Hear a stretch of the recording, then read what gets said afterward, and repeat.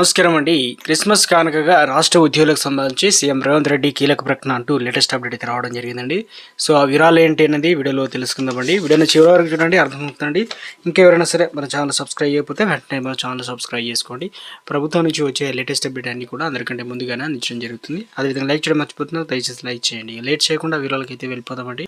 Revenue శాఖకు సంబంధించి తెలంగాణ ప్రభుత్వం కీలక నిర్ణయం తీసుకుంది. రాష్ట్రంలో వీఆర్ఓ వ్యవస్థను పునరుద్ధరించాలని కాంగ్రెస్ ప్రభుత్వం భావిస్తుంది.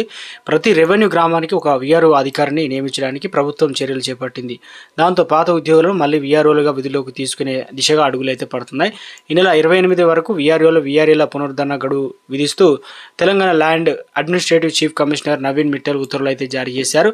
ఇక భూభారతి చట్టంలో అమల్లోకి కొత్త విధానాలు. తెలంగాణ ప్రభుత్వం ఇటీవల జరిగినటువంటి అసెంబ్లీ సమావేశాల్లో ధరణి రద్దు చేస్తూ భూభారతి చట్టం తీసుకొచ్చారు.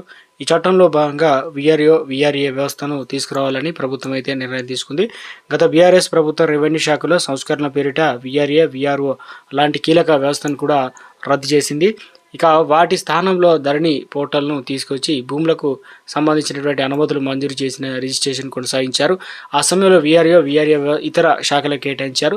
ఆ సమాచారాన్ని సేకరించిన అర్హత ఉన్న ఉద్యోగులను తిరిగి వీఆర్ఓలుగా విధుల్లోకి తీసుకోవాలని సీఎం రేవంత్ రెడ్డి ప్రభుత్వం చర్యలు చేపట్టింది. ఇక గుడ్ న్యూస్ అయితే చెప్పడం జరిగిందనమాట. డిసెంబర్ 28లోగా అందుకు సంబంధించినటువంటి సమాచారాన్ని సేకరించి పెట్టాలని Telangana land administrative chief commissioner Naveen Mittal సోమవారం నాడైతే ఉత్తర్వులు అయితే జారీ చేశారనమాట. ఊహించిన విధంగా గుడ్ న్యూస్ చెప్పారు.